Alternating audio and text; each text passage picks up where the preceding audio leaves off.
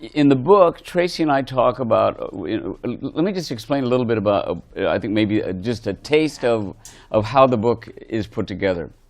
And how it came about. I think it would be a great way to start out. Let's tell them a little bit about why we did this. My favorite story. Tracey and I met in like 1982. She was a young woman, a very young woman who enjoyed my music very much, and we met in Robert Mitchum's bedroom. Robert Mitchum and I were both getting very, very high at the moment, and Tracey walked into the room. Lovely young woman walked in and said, I really love your music. And my response was arrogant, nasty. We're live streaming, so you can't. You're live streaming, so I can't what I said, but it was sexist and stupid. Yeah.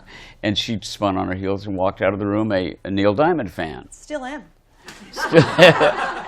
And then what happened to your life? It got really good. Yeah, without me in it. Yeah.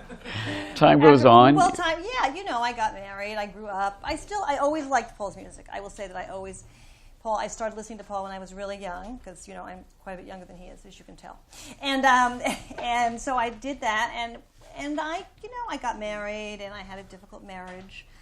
I was continuing a lifelong pattern of choosing the wrong men, and did that well into my 40s when I met Paul again. But I always listened to his music, and I always had in the back of my head, his songs that were kind of the soundtrack to my life as I was growing up. And try to give me a job one time. I tried to give you a job. Yeah, I was getting that. Thank you for that entree. I did try and get him a job. I had an overall deal at Sony Pictures for TV, and they first got there. It was back in the good old days.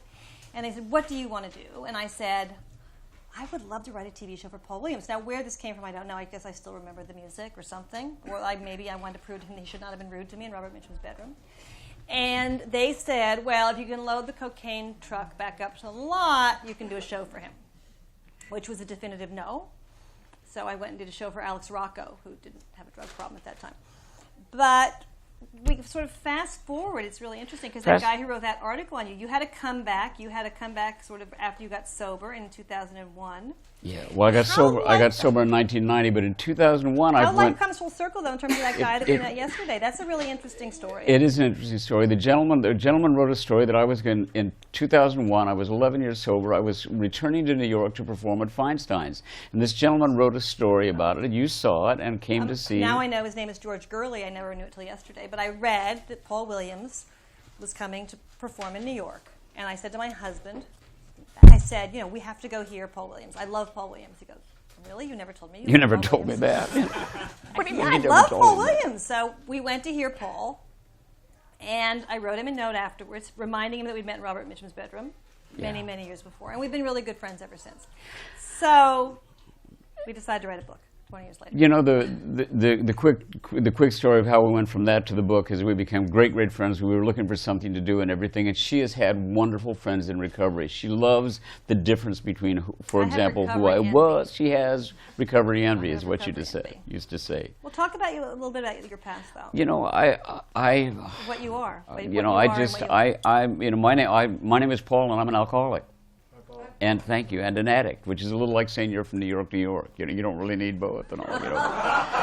But you're an alcoholic when you misplace a decade. And I definitely, the 80s were gone for me. I was raised in a house, to the extent I was raised, where alcohol was the reward for a hard day's work. And I saw alcohol used in a fashion that is the way that I began to use alcohol. My dad was an alcoholic, drank excessively. And he died in a car wreck when I was 13. I was tiny. I was this little tiny guy that had been given shots to make me grow when I was like 9 years old, and they gave me male hormone, which had the exact opposite effect. It kind of closed off the bones. It also jumped me into puberty, which all of a sudden I was more interested in. I was no longer interested in the toy chest. I was interested in my mom's friend's chest. I was like 9 years old, and it was totally inappropriate. They saw what was going on, and they backed off. And it kind of messed up my whole body, so it took me a long time to get my body clock back to where it was supposed to be. So here I was, this very different little guy. When my dad died, I was shipped off to live with an aunt and uncle in Long Beach, California, where everybody is 6 foot tall, everybody has a tan. What color I have, I got from the light in my refrigerator.